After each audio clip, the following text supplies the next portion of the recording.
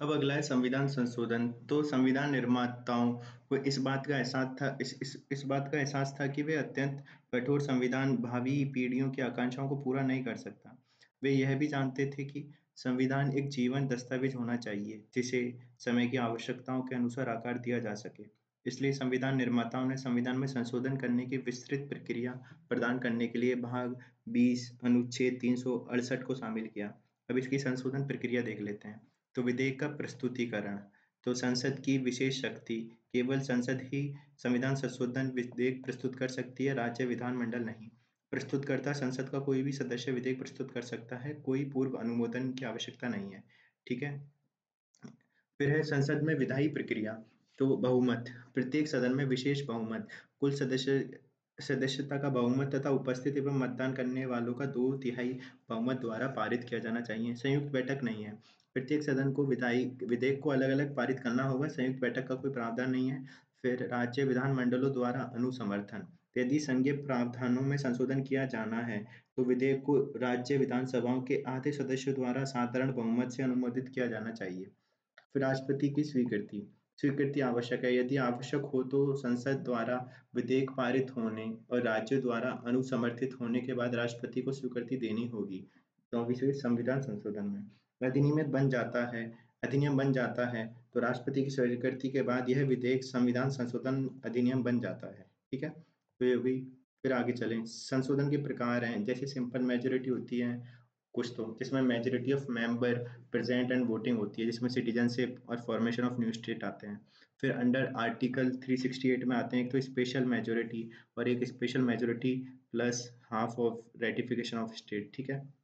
तो majority of total member of house and 2/3 member present and voting, जो कि fundamental right to DPSP के लिए चाहिए स्पेशल वाली। तो और जो simple majority plus ratification by states, इसमें स्पेशल मेजोरिटी चाहिए रेटिफिकेशन बाय 1/2 स्टेट लेजिस्लेटिव। ठीक है, जिसमें प्रेसिडेंशियल इलेक्शन और ये सब आ गए।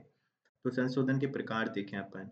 तो साधारण बहुमत द्वारा संशोधन, इसमें अनुच्छेद 368 के अंतर्गत नहीं माना जाता है इसको। प्रत्येक सदन द्वारा साधारण बहुमत से पारित विधेयकों के माध्यम से किया जाता है। तो विधेयक के माध्यम से किया जाता है जिसमें विधान परिषदों का निर्माण, उन्मूलन, संसद में कोरम, संसदों का वेतन, प्रक्रिया के नियम, विशेषाधिकार, संसद में अंग्रेजी का प्रयोग, सर्वोच्च न्यायालय के न्यायाधीशों की संख्या, सर्वोच्च न्यायालय को अधिक अधिकारिता और नागरिकता चुनाव, ये सब इसके उदाहरण हैं। तो साधारण बहुमत द्वारा। ठीक है। फिर संसद के विशेष बहुमत द्वारा संशोधन, इसमें अनुच्छेद 368 आता है। प्रत्येक सदन द्वारा विशेष बहुमत से विधेयक पारित किया जाएगा, जैसे मौलिक अधिकार, डीपीएसपी और अन्य निर्दिष्ट प्रावधान है। फिर आवश्यक बहुमत क्या है? कुल सदस्यों का बहुमत होना चाहिए तथा उपस्थित एवं मतदान करने वाले सदस्यों का 2/3 बहुमत होना चाहिए। जो लोकसभा में 540 सदस्यों के लिए 273 और कुल सदस्य होने और 354, कितने 531 में उपस्थित सदस्यों में से 2/3 हो गया 354। तो कुल सदस्यों में से तो 273 का और तथा 354 हो गया उपस्थित और इनमें से। ठीक है। अनुमोदन आवश्यक है। तो सीधा लिखेंगे लोकसभा में 540 सदस्यों के लिए है तो 273 कुल सदस्य अगर हैं, कुल सदस्य हो गए और 354 का अनुमोदन आवश्यक है। ठीक है। फिर है विशेष बहुमत द्वारा संशोधनों और संशोधन और राज्यों द्वारा अनुसमर्थन। तो ये तीसरा वाला तरीका हो गया जिसमें संघीय संरचना के प्रावधान आते हैं, संसद में विशेष बहुमत और आधे राज्यों विधानसभाओं द्वारा अनुसमर्थन।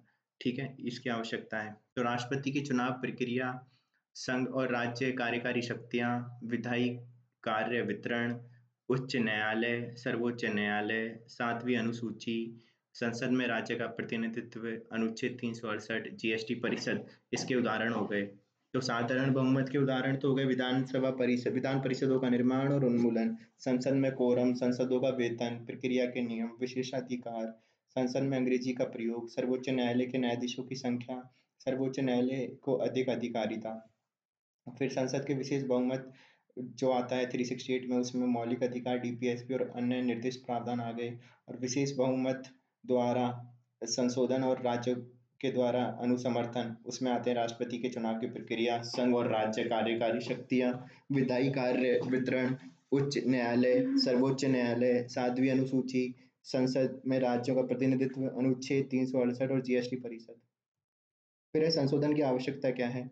तो संशोधन के कारण और विवरण और उदाहरण देखते हैं इसमें। तो जैसे सामाजिक परिवर्तन के अनुकूल होना चाहिए कोई संशोधन है, तो संशोधन अक्सर समाज में बदलते सामाजिक मानदंडों, मूल्यों और आवश्यकताओं को प्रतिबिंबित करता है, ठीक है? जैसे उदाहरण है 103वां संविधान संशोधन अधिनियम 2019 आर्थिक रूप से कमजोर वर्ग के लिए शिक्षा और सार्वजनिक रोजगार में आरक्षण का प्रावधान करता है। फिर प्रौद्योगिकी की प्रगति, तो तकनीकी प्रगति को समायोजित करने और नए युग की चुनौतियों का समाधान करने के लिए अपन को जरूरी होता है, जैसे 101वां संविधान संशोधन जिसमें जीएसटी लागू किया गया। फिर भूल या त्रुटि को सुधारना, तो संविधान में समय के साथ उत्पन्न होने वाली अस्पष्टताओं या पुराने प्रावधानों पर ध्यान देने के लिए। जैसे भारतीय संविधान के 44वें संविधान संशोधन ने आपातकालीन अवधि के दौरान विवादास्पद 42वें संविधान संशोधन द्वारा किए गए परिवर्तनों को पूर्ववत करने का प्रयास किया। फिर न्यायिक निर्देश, तो न्यायिक व्याख्याओं के प्रत्युत्तर में संशोधन जिनके लिए विधायी स्पष्टीकरण आवश्यक है, जैसे भारतीय संविधान का 24वां संशोधन संसद की संशोधन शक्तियों की सीमा और सीमाओं के बारे में न्यायिक चुनौतियों और बहस का प्रत्यक्ष जवाब था। फिर सत्ता के विकेंद्रीकरण के लिए, तो सत्ता और जिम्मेदारियों का पुनर्वितरण करके स्थानीय शासन को बढ़ावा देकर शासन का बेहतर बनाने के लिए जरूरी होता है। तो 73वें संविधान संशोधन 1992 और 74वें संविधान संशोधन 1992 में पंचायती राज संस्थाओं को मजबूत किया गया और शहरी नगर निकायों और स्थानीय निकायों के लिए समान संरचनाएं पेश की गई। फिर अधिकारों की रक्षा के लिए भी जरूरी होता है, जैसे समकालीन मूल्य और अंतर्राष्ट्रीय मानकों को प्रतिबंधित करने के लिए मौलिक अधिकारों का विस्तार या पुनर्संयोजन करना, जैसे कि 86वें संविधान संशोधन 2002 अनुच्छेद 21 ए के तहत 6 से 14 वर्ष की आयु के बच्चों के लिए शिक्षा को मौलिक अधिकार बनाया गया। फिर संरचनात्मक सुधार के लिए भी आवश्यक है, जैसे कि दक्षता और प्रभावशीलता बढ़ाने के लिए सरकारी और न्यायिक संरचनाओं को संशोधित या सुव्यवस्थित करना। उदाहरण है 101वें संविधान संशोधन अधिनियम 2016, देश भर में एक समान कर व्यवस्था के लिए जीएसटी लागू किया गया। फिर आगे चले, संशोधन प्रक्रिया की आलोचनाएं क्या हैं? तो सत्ता का संकेंद्रण, राज्यों की सीमित भूमिकाएं, जैसे कि केवल संसद ही संविधान में संशोधन कर सकती है, राज्य विधानमंडल संशोधन प्रस्तुत नहीं कर सकते। फिर संसद को अत्यधिक शक्तियां हैं, संसद विशेष या साधारण बहुमत से संविधान के अधिकांश भाग को बदल सकती है। संसद की दोहरी भूमिका, तो संसद के पास संविधान निर्माण और साधारण कानून निर्माण दोनों की शक्तियां हैं, कोई अलग संविधान सभा नहीं है। फिर संयुक्त बैठक का कोई प्रावधान नहीं है, संविधान संशोधन विधेयक पर गतिरोध को हल करने के लिए कोई संयुक्त बैठक नहीं है। फिर साधारण कानून निर्माण के समान है, तो संविधान में संशोधन की प्रक्रिया सामान्य कानून बनाने के समान ही है, सिवाय इसके कि इसमें विशेष बहुमत की आवश्यकता होती है। तो इसकी आलोचनाएं क्या क्या है? सत्ता का संकेंद्रण, राज्यों की सीमित भूमिका, संसद को अत्यधिक शक्तियां, फिर संसद की दोहरी भूमिका, संयुक्त बैठक का कोई प्रावधान नहीं और साधारण कानून निर्माण के समान ही है। फिर संसद की संशोधन शक्तियां की सीमाएं क्या हैं? तो मूल संरचना सिद्धांत, तो मूल ढांचे में परिवर्तन नहीं कर सकती, केशवानंद भारती 1973 में स्थापित किया गया, जिसमें धर्मनिरपेक्षता, लोकतंत्र, कानून का शासन जैसे सिद्धांत शामिल हैं। फिर प्रक्रियागत सीमाएं हैं, जैसे संशोधन के लिए एक सख्त प्रक्रिया का पालन करना होगा, जिसके लिए संसद में विशेष बहुमत की आवश्यकता होती है तथा कभी कभी राज्य विधानसभाओं द्वारा अनुसमर्थन की आवश्यकता होती है। जैसे अनुच्छेद 368 इन आवश्यकताओं को रेखांकित करता है और संघीय संबंधों और प्रतिनिधित्व से संबंधित संशोधनों को प्रभावित करता है। फिर न्यायिक समीक्षा, तो सर्वोच्च न्यायालय संविधान के मूल ढांचे का उल्लंघन करने वाले संशोधनों की समीक्षा कर उन्हें अमान्य कर सकता है, जैसे मिनर्वा मिल्स केस और आईआर कोइलो केस 2007। फिर राजनीतिक और सामाजिक सहमति, तो विशेष बहुमत की आवश्यकता के कारण संशोधनों को पारित करने के लिए अक्सर पर्याप्त राजनीतिक और सामाजिक आम सहमति आवश्यक होती है। फिर संसद के संशोधन शक्तियों पर सर्वोच्च न्यायालय के निर्णय कौन कौन से हैं? तो देखें, शंकरी प्रसाद बनाम भारत संघ, निर्णय दिया गया कि संसद मौलिक अधिकार सहित संविधान के किसी भी भाग में संशोधन कर सकती है। सज्जन सिंह बनाम राजस्थान राज्य 1965, जिसमें मौलिक अधिकार सहित अनुच्छेद 368 के अंतर्गत संविधान में संशोधन करने की संसद की क्षमता की पुष्टि की गई। फिर गोलकनाथ बनाम पंजाब राज्य, पिछले फैसलों को पलट दिया गया, जिसमें कहा गया था कि संसद मौलिक अधिकारों में संशोधन नहीं कर सकती, इसमें कहा गया, ठीक है। फिर केशवानंद भारती बनाम केरल राज्य 1973, मूल संरचना सिद्धांत प्रस्तुत किया गया, जिसके अनुसार संसद संशोधनों के माध्यम से संविधान के मूल ढांचे में परिवर्तन नहीं कर सकती। फिर है इंदिरा नेहरू गांधी बनाम राजनारायण 1975, जिसमें प्रधानमंत्री के चुनाव से संबंधित 39वें संशोधन को यह कहते हुए रद्द किया गया कि संविधान के मूल ढांचे का उल्लंघन करने वाले संशोधन असंवैधानिक हैं। फिर मिनर्वा मिल्स बनाम भारत संघ 1980, तो मूल संरचना सिद्धांत को सुदृढ़ किया गया और यह माना कि 42वें संविधान संशोधन द्वारा सम्मिलित किए गए खंड जो कि घोषित करते हैं कि किसी भी संशोधन को किसी भी न्यायालय में प्रसंगत नहीं किया जा सकता, अमान्य थे। फिर आगे देखें तो बामन राव बनाम भारत संघ 1981, इसमें केशवानंद भारती निर्णय तक किए गए सभी संशोधनों की संवैधानिकता वैधता को मान्य किया गया तथा मूल संरचना सिद्धांत को पूर्वव्यापी दृष्टि से नहीं बल्कि भविष्यव्यापी दृष्टि से लागू किया गया।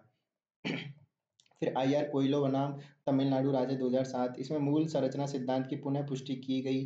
केशवानंद भारती मामले के बाद 9वीं अनुसूची में शामिल किए गए कानूनों को न्यायिक समीक्षा के अधीन माना जाएगा यदि वे मूल संरचना का उल्लंघन करते हैं। फिर महत्वपूर्ण संशोधन कौन से हुए हैं और उनके प्रावधान कौन से हैं।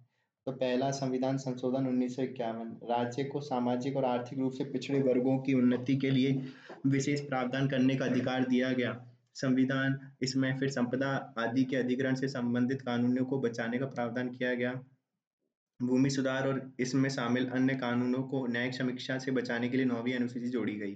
भाषण और अभिव्यक्ति की स्वतंत्रता पर प्रतिबंधित लगाने के लिए 3 और आधार जोड़े गए, जैसे कि सार्वजनिक व्यवस्था, विदेशी राज्यों के साथ मैत्रीपूर्ण संबंध और अपराध के लिए उकसाना। साथ ही प्रतिबंधों को उचित बनाया गया, इस प्रकार प्रकृति में न्यायोचित बनाया गया। फिर बशर्ते कि राज्य द्वारा किसी व्यापार या कारोबार का राष्ट्रीयकरण या फिर व्यापार या कारोबार के अधिकार के उल्लंघन के आधार पर अवैध नहीं होगा। फिर 24वां संविधान संशोधन 1971, जिसमें मौलिक अधिकारों सहित संविधान के किसी भी भाग को संशोधित करने की संसद की शक्ति की पुष्टि की गई। राष्ट्रपति के लिए संविधान संशोधन विधेयक पर सहमति देना अनिवार्य कर दिया गया। फिर आता है 25वां संविधान संशोधन 1971, तो बशर्त कि अनुच्छेद 39B और C में नीति निर्देशक तत्वों को प्रभावी करने के लिए बनाई गई किसी कानून को अनुच्छेद 14, 19, 31 द्वारा गारंटीकृत अधिकारों के उल्लंघन के आधार पर चुनौती नहीं दी जा सकती। फिर अनुच्छेद 42वां संविधान संशोधन 1976, तो प्रस्तावना में 3 नए शब्द जोड़े गए, अर्थात समाजवादी, धर्मनिरपेक्ष, अखंडता। फिर नागरिक द्वारा मौलिक कर्तव्यों को जोड़ा गया, नया भाग 4A नागरिकों द्वारा, ठीक है। फिर राष्ट्रपति को मंत्रिमंडल की सलाह से बाध्यकारी किया गया। प्रशासनिक न्यायाधिकरणों और अन्य मामलों के लिए न्यायाधिकरणों का प्रावधान किया गया, भाग 14A जोड़ा गया। फिर 1971 की जनगणना के आधार पर लोकसभा और राज्य विधानसभाओं की सीटों को 2001 तक स्थिर रखा गया।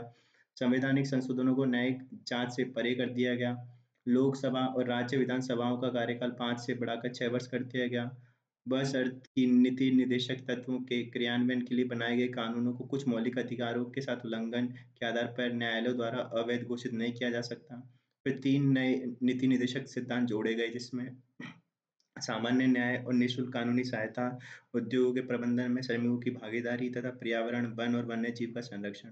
फिर किसी राज्य में राष्ट्रपति शासन की एक बार में अवधि को 6 महीने से बढ़ाकर 1 वर्ष कर दिया गया।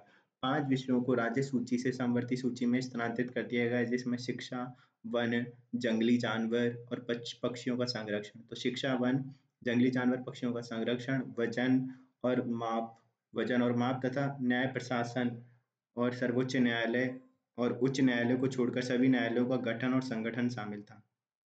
फिर संसद को समय समय पर अपने सदस्यों और समितियों के अधिकार और विशेषाधिकारों पर निर्णय लेने का अधिकार दिया गया। अखिल भारतीय न्यायिक सेवा के सृजन का प्रावधान किया गया। फिर अगला आता है 44वां संशोधन, तो लोक सेवा और राज्य विधानसभाओं का मूल कार्यकाल 5 वर्ष बहाल किया गया वापस से। फिर संसद विशेषाधिकारों से संबंधित प्रावधानों में ब्रिटिश हाउस ऑफ कॉमन्स का संदर्भ हटा दिया गया। संसद और राज्य विधानसभाओं की कार्यवाही की सच्ची रिपोर्ट के समाचार पत्रों में प्रकाशन को संवैधानिक संरक्षण दिया गया। राष्ट्रपति को कैबिनेट की सलाह पर पुनर्विचार के लिए वापस भेजने का अधिकार दिया गया, लेकिन पुनर्विचार की सलाह राष्ट्रपति के लिए बाध्यकारी होगी। तो राष्ट्रीय आपातकाल के संदर्भ में आंतरिक अशांति शब्द को सशस्त्र विद्रोह द्वारा प्रतिस्थापित किया गया। राष्ट्रपति को मंत्रिमंडल की लिखित सिफारिश पर ही राष्ट्रीय आपातकाल घोषित करने का अधिकार दिया गया। संपत्ति के अधिकार को मौलिक अधिकारों की सूची से हटा दिया गया और इसे केवल कानूनी अधिकार बना दिया गया।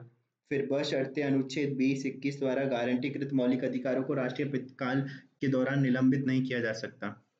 फिर राष्ट्रीय उपराष्ट्रपति, प्रधानमंत्री और लोकसभा अध्यक्ष के चुनाव विवादों पर निर्णय लेने की न्यायालय की शक्ति छीनने वाले प्रावधानों को हटा दिया गया। फिर है 52वां संविधान संशोधन 1985।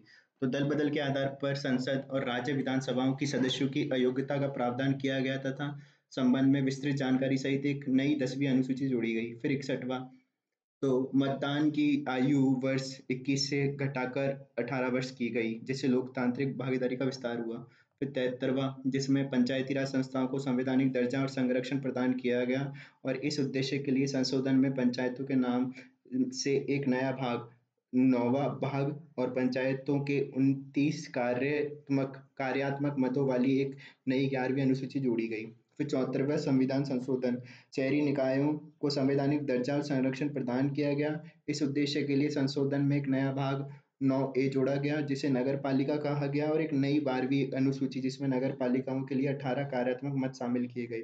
फिर 86वां संविधान संशोधन, जिसमें प्राथमिक शिक्षा को मौलिक अधिकार बनाया गया और नए जोड़े गए अनुच्छेद 31A में कहा गया कि राज्य 6 से 14 वर्ष की आयु के सभी बच्चों को राज्य द्वारा निर्धारित तरीके से निःशुल्क और अनिवार्य शिक्षा प्रदान करेगा। निर्देशक सिद्धांतों में अनुच्छेद 45 की विषय वस्तु में परिवर्तन किया गया। अब इसमें लिखा है कि राज्य सभी बच्चों को 6 वर्ष की आयु पूरी होने तक प्रारंभिक बचपन, देखभाल और शिक्षा प्रदान करने का प्रयास करेगा। फिर अनुच्छेद 51A के अंतर्गत एक नया मौलिक कर्तव्य जोड़ा गया, जिसमें कहा गया कि भारत के प्रत्येक नागरिक का जो माता पिता संरक्षक है, यह कर्तव्य होगा कि वे अपने बच्चे या प्रतिपाल्य को 6 से 14 वर्ष की आयु के बीच शिक्षा के अवसर प्रदान करेगा। फिर है 99वां संशोधन, तो ये सर्वोच्च न्यायालय और उच्च न्यायालयों में न्यायाधीशों की नियुक्ति की कॉलेजियम प्रणाली को राष्ट्रीय न्यायिक नियुक्ति आयोग (NJAC) नामक एक निकाय से प्रतिस्थापित किया गया। हालांकि 2015 में सुप्रीम कोर्ट ने इस संशोधन अधिनियम को असंवैधानिक और अमान्य घोषित कर दिया। नतीजन पहले वाली कॉलेजियम प्रणाली फिर से लागू हो गई। फिर 101 संशोधन, तो देश की वस्तु एवं सेवा कर (GST) व्यवस्था लागू करने का मार्ग प्रशस्त हुआ। जीएसटी केंद्र और राज्य सरकार द्वारा लगाए जा रहे अप्रत्यक्ष करों की जगह लेगा। इसका उद्देश्य करों के व्यापक प्रभाव को दूर करना और वस्तुओं सेवाओं के लिए एक साझा राष्ट्रीय बाजार उपलब्ध करवाना। फिर राष्ट्रपति के आदेश द्वारा वस्तु एवं सेवा कर परिषद की स्थापना का प्रावधान किया गया। जीएसटी लागू होने के कारण राज्य को होने वाली राजस्व हानि के लिए 5 वर्ष की अवधि के लिए मुआवजा देने का प्रावधान किया गया। फिर 102वां संशोधन अधिनियम 2018, तो राष्ट्रपति पिछड़ा वर्ग आयोग को संवैधानिक दर्जा प्रदान किया गया, जिसकी स्थापना 1993 में संसद के एक अधिनियम द्वारा की गई थी। राष्ट्रीय अनुसूचित आयोग को पिछड़े वर्ग से संबंधित कार्यों से मुक्त कर दिया गया। राष्ट्रपति को किसी राज्य या शासित राष्ट्रीय अनुसूचित जाति आयोग को पिछड़े वर्गों से संबंधित कार्यों से मुक्त कर दिया गया। फिर राष्ट्रपति को किसी राज्य या केंद्र शासित प्रदेश के संबंध में सामाजिक और शैक्षणिक रूप से पिछड़े वर्गों को निर्दिष्ट करने का अधिकार दिया गया। फिर 103वां संशोधन, जिसमें राज्य को अल्पसंख्यक शिक्षण संस्थाओं को छोड़कर राज्य द्वारा सहायता प्राप्त या गैर सहायता प्राप्त निजी शिक्षण संस्थान सहित शिक्षण संस्थानों में प्रवेश के लिए आर्थिक रूप से कमजोर वर्ग के लिए 10% सीटों का आरक्षण का प्रावधान करने की अनुमति दी गई।